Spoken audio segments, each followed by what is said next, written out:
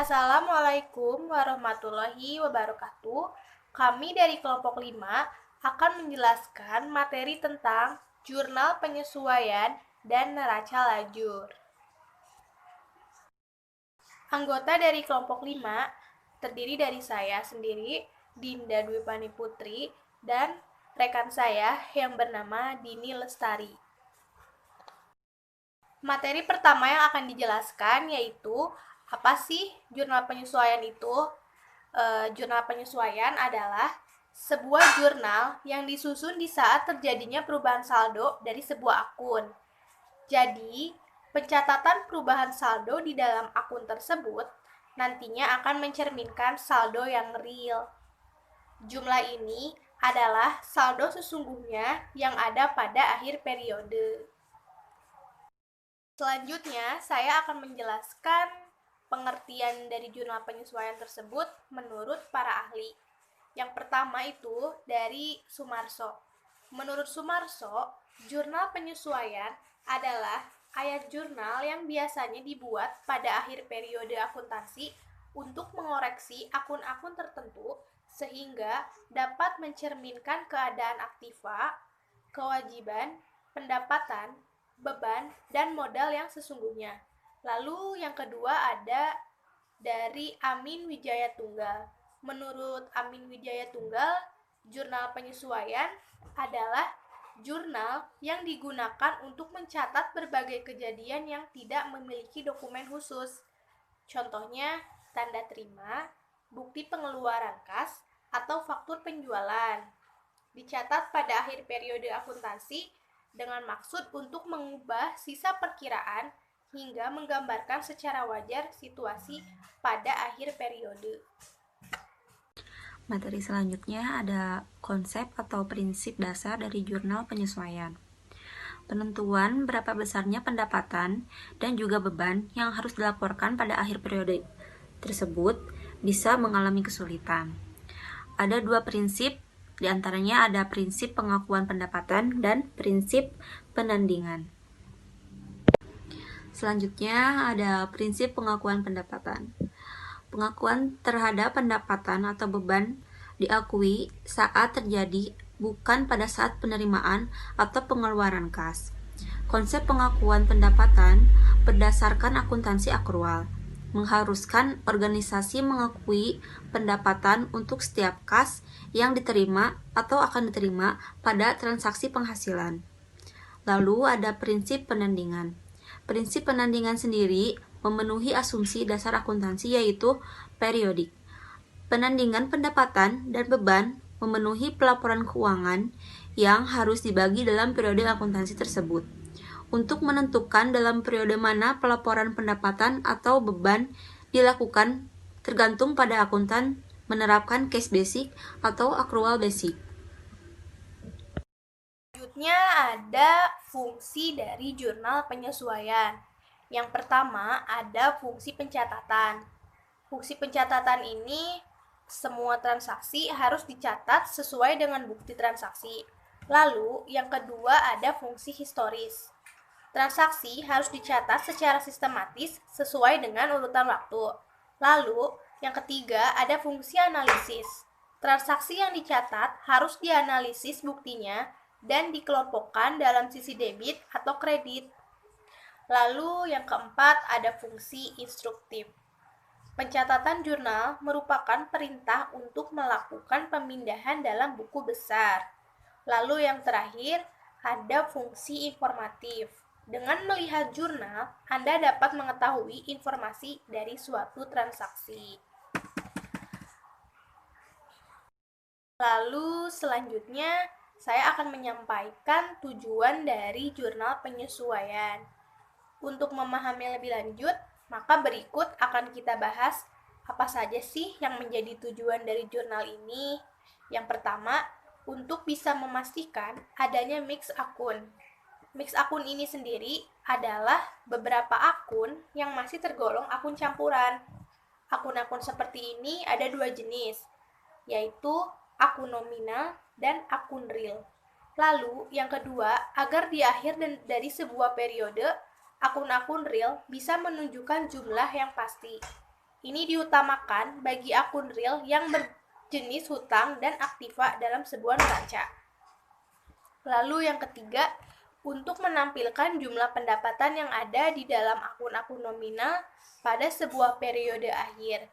Jadi, kita bisa menemukan jumlah beban beserta jumlah pendapatan yang valid. Yang keempat, meminimalisir adanya kesalahan akibat pos-pos antisipasi. Dan yang terakhir, menjaga sebuah konsistensi yang sudah ditempatkan berdasarkan petunjuk dari sebuah buku pedoman. Berikut ada contoh dari jurnal penyesuaian. Contoh kasus beban dibayar di muka adalah sebagai berikut. Pada neraca saldo terdapat nilai Rp3.600.000 di akhir periode. Informasi saldo akun menunjukkan sisa Rp3 juta, yang berarti premi asuransi yang telah menjadi beban senilai Rp3.600.000 dikurangi Rp3 juta, hasilnya Rp600.000. Nominal inilah yang mesti diakui sebagai beban asuransi serta mengurangi jumlah asuransi yang dibayar di awal. Bisa dilihat pada tabel beban asuransi disimpan di kolom debit sebesar Rp600.000 dan asuransi dibayar di muka Rp600.000 disimpan di kolom kredit. Melanjutkan, ada piutang pendapatan atau pendapatan yang masih harus diterima. Piutang pendapatan merupakan suatu pendapatan yang telah menjadi hak perusahaan, akan tetapi belum juga diterima. Hak ini pun harus dicatat sebagai pendapatan di periode terkait.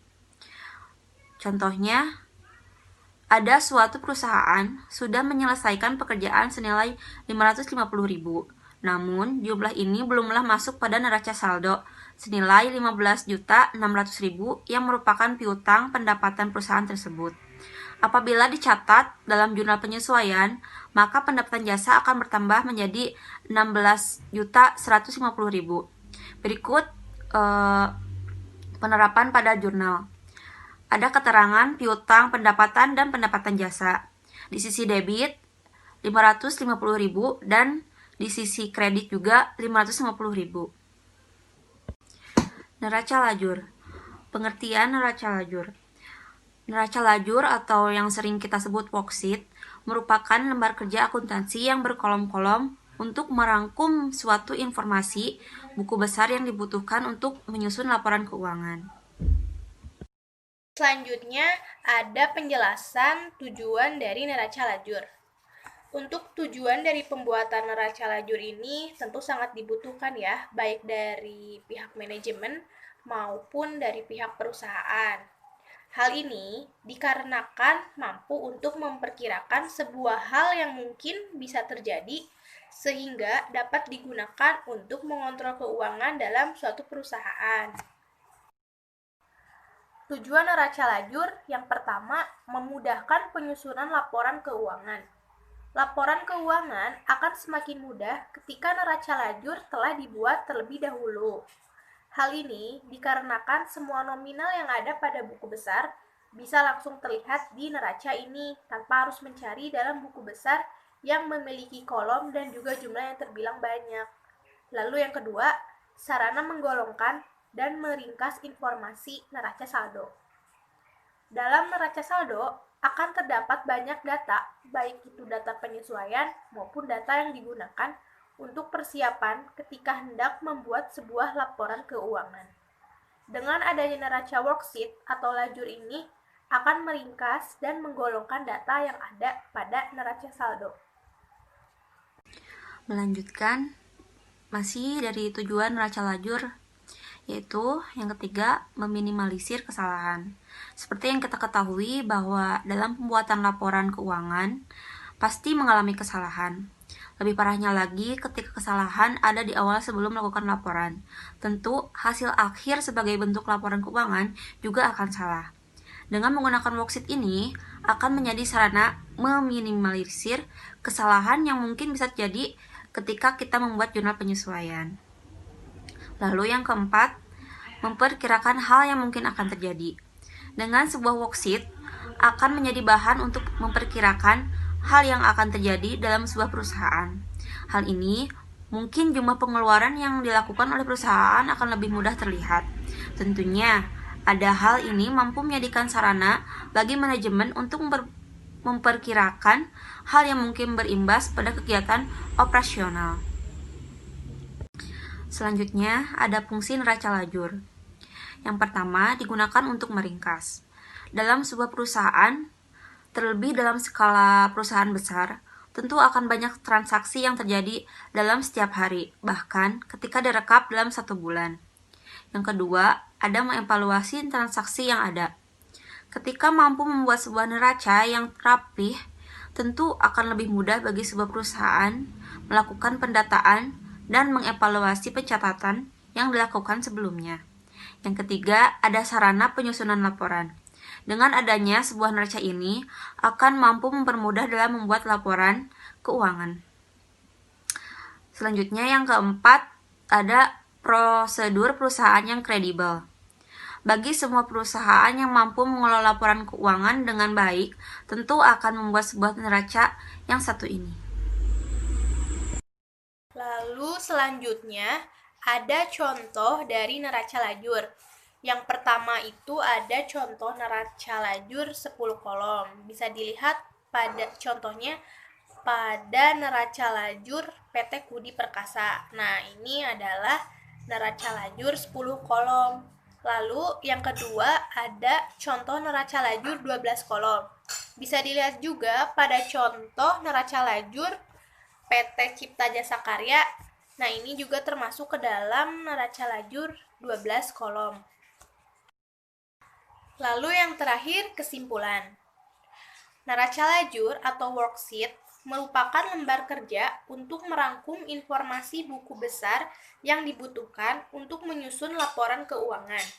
Neraca lajur disusun dengan memindahkan data-data neraca saldo dan jurnal penyesuaian. Neraca lajur haruslah disusun berkolom-kolom dan untuk perusahaan dagang atau jasa biasanya terdiri dari 10 atau 12 kolom. Masing-masing satu pasang kolom debit dan kredit. Kolom untuk neraca saldo, kolom untuk penyesuaian, kolom untuk neraca saldo disesuaikan, kolom untuk rugi laba, kolom untuk perubahan modal, dan kolom untuk neraca. Melanjutkan, jurnal penyesuaian adalah jurnal yang dibuat untuk menyesuaikan nilai akun-akun setiap buku besar yang belum mencerminkan jumlah saldo yang sebenarnya. Akan tetapi, tidak semua akun memerlukan jurnal penyesuaian pada akhir periode akuntansi tersebut. Sekian dari kami, mohon maaf bila masih banyak kekurangan. Wassalamualaikum warahmatullahi wabarakatuh.